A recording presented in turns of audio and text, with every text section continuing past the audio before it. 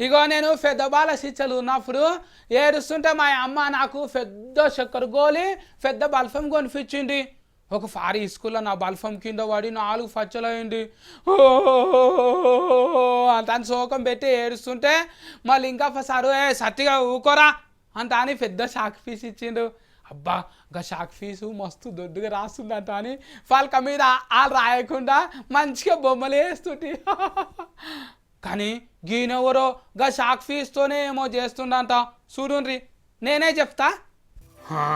గీనేంద్ర నాయన చిన్న ఫోరన్ లెక్క షాక్ ఫీజును ఫరం చేస్తున్నాడు. బుక్తడా ఏంటిదంట అని అర్థం చేసుకోకుండ్రి. షాక్ ఫీజు మీద బొమ్మలు చెక్తున్నాడు. కావాలంటే చూడుండ్రి.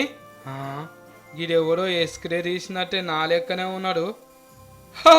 నేనే చేతుల సంచి పట్టుకొని పండుగకు మా అమ్మమ్మల ఇంటికి పోయిన గారా గారి గీరే మంచిగా ఉన్నది. అగో కేసీఆర్ సారు. ఈ సార్ ఎవరో నాకు తెలియదు. ఈయనెవరో ఉండే తెల్లగడ్డం కూరున్నది. చంద్రాల్ సారు మెడల పచ్చ తువ్వాల కూడా ఉన్నది.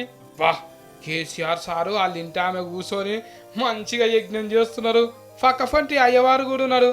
మస్తు చెక్కిండు కదా బొమ్మలు. నేను చిన్నగున్నప్పుడు ఫల్క మీద షాక్ ఫీజుతోని పిచ్చి బొమ్మలు గీస్తుంటే కానీ గీన బొమ్మలను షాక్ ఫీజు మీదనే చెక్కుతున్నాడు కదా. గీన పేరు కర్ణాశారి. ఉండేది రంగారెడ్డి జిల్లా మంచాల మండలము కర్మన్ఘట్ అనే ఊర్లో. గీనకు చిన్నగున్నప్పుడు సంధి శుద్ధముక్కల మీద మళ్ళా బొంబత్తిల మీద పెన్సిళ్ళ మీద బొమ్మలు చెక్కుతుండేనంట.